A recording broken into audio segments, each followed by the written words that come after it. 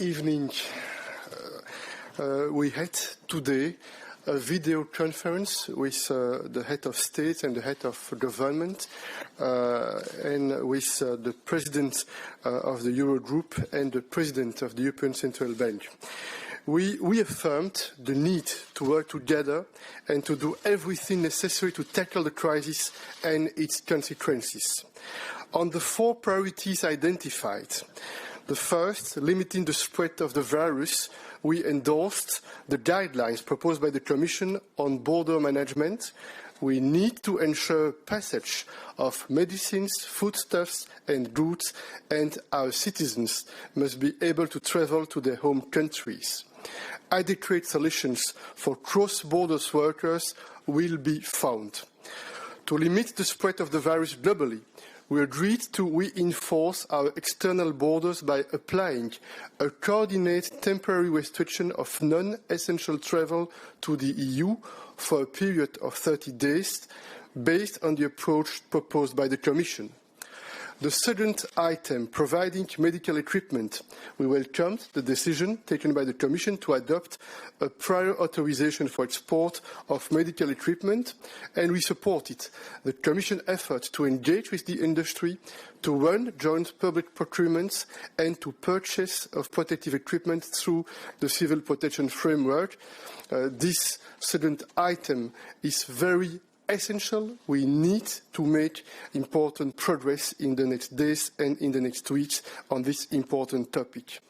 The third topic, promoting research. We encourage the efforts made to support research, such as the advisory group on COVID-19, and we stress the need to share information and to develop a vaccine and make it available to all those in need. We invite also the Member States and the Commission to support European companies in that respect. The fourth point, tackling socio-economic consequences. We endorsed the Eurogroup statement and invited the Eurogroup to continuously and closely monitor economic and financial developments and to adapt without delay a coordinated policy response to the rapidly evolving situation. And we supported the various initiatives taken by the Commission in the areas of the single market, such as the adaptation of the state aid rules and the use of the flexibilities provided for in the Stability and Growth Pact and the recourse to the EU budget.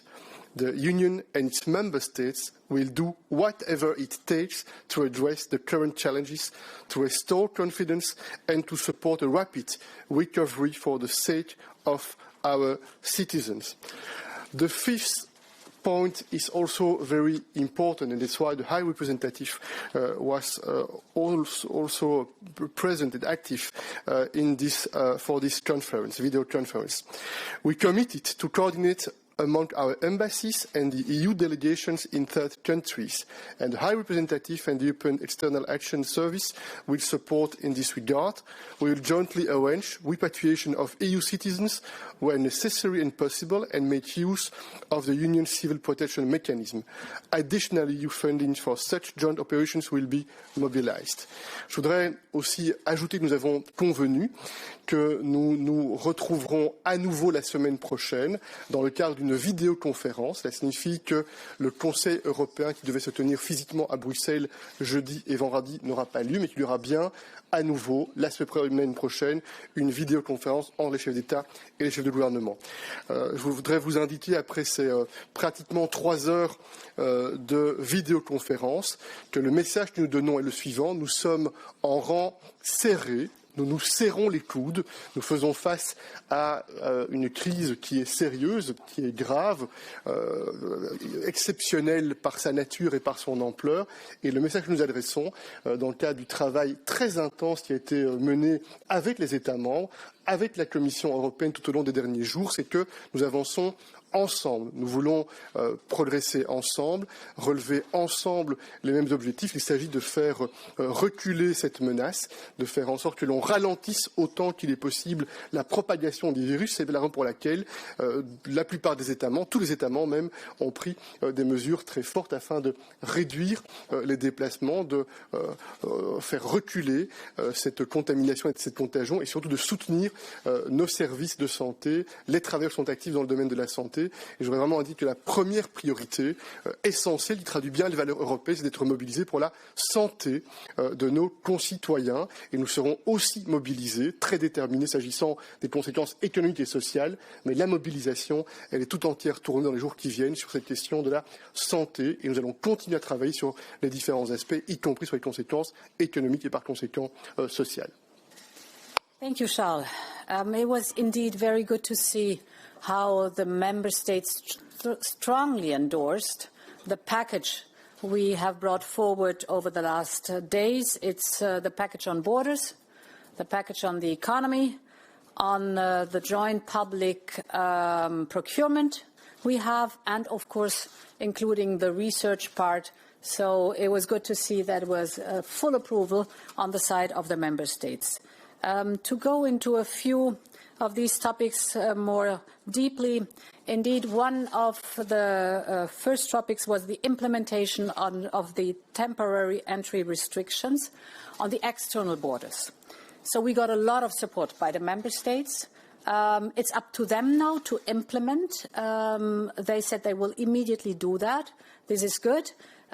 So that we have a unanimous and united approach what the external borders are concerned.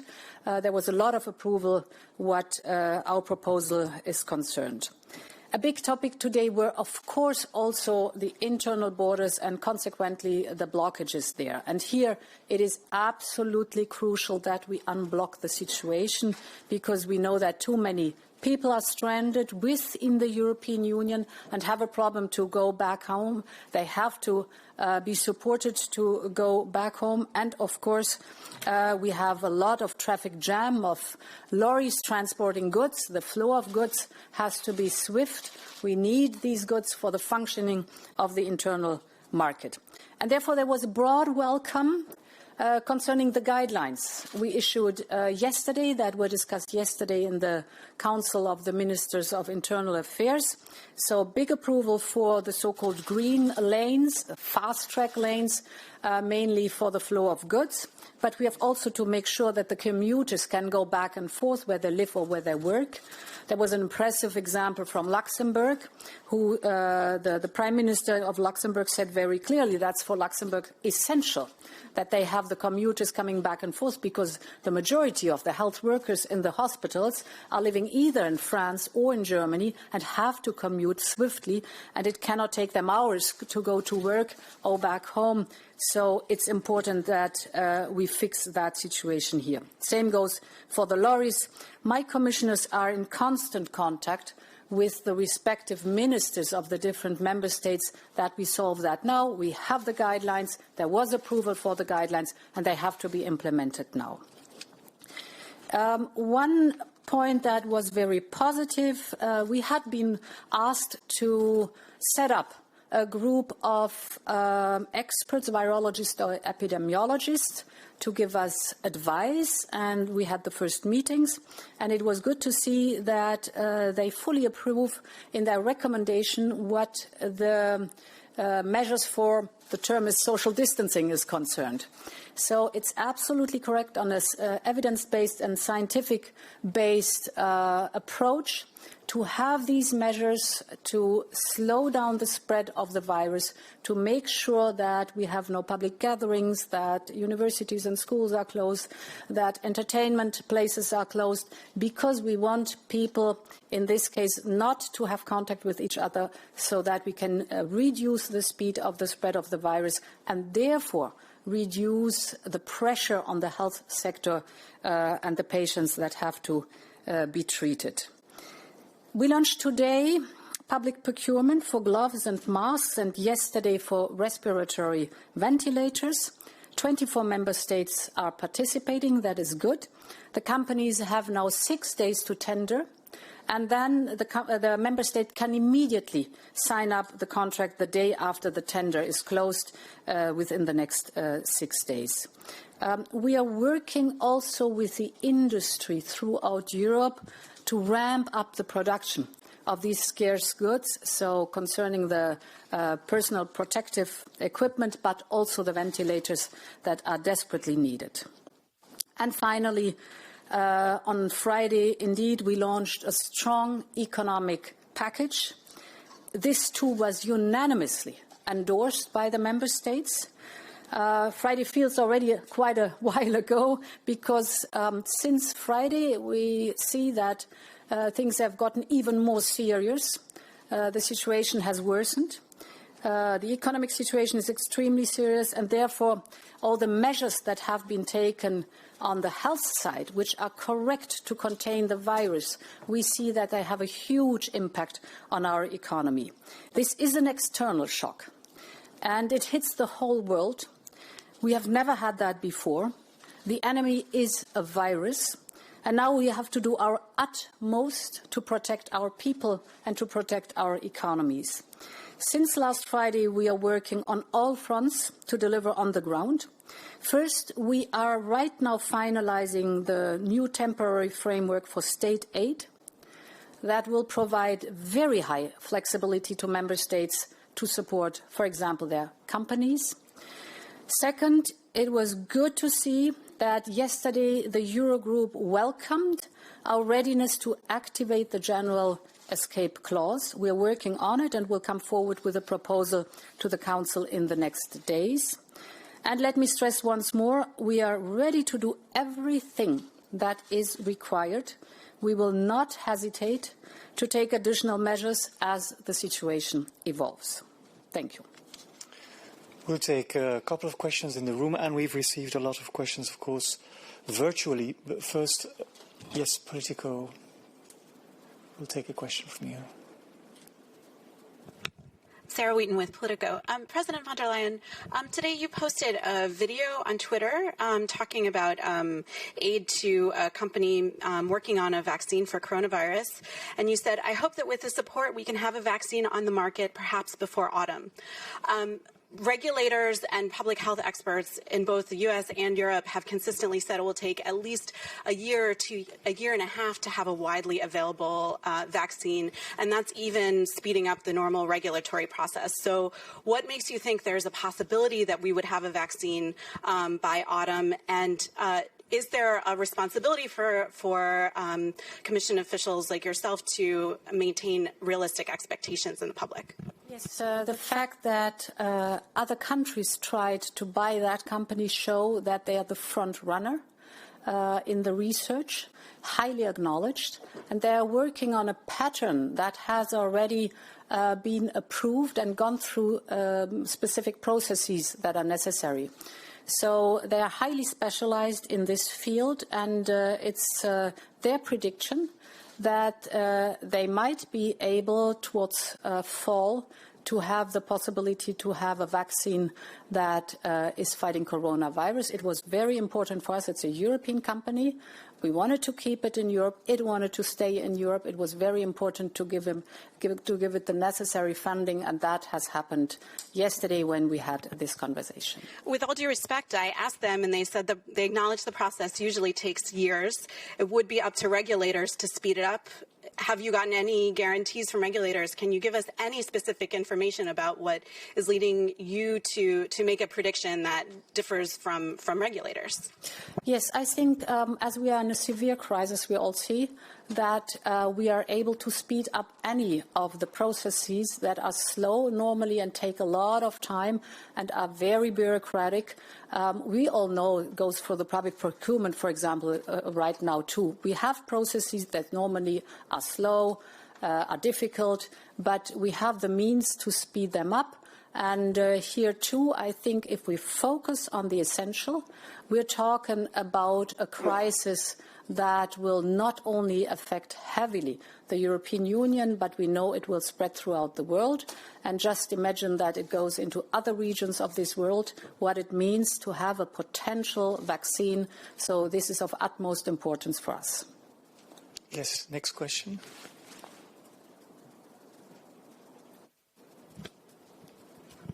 Thank you. Okay, thank you. Thomas Kutschka, Frankfurter Allgemeine Zeitung. A question to the President of the Commission. Have you received any assurances today from the Polish government that it is going to change its policy at the border specifically stopping people from the Baltic republics that want to cross through? And have you received assurances from any government that with the closing of external borders, they are willing to take back some of the unilateral controls they have introduced in the Schengen area these past days? Thanks. We had a good discussion with the member states on the problems at the border, also specific borders in member states.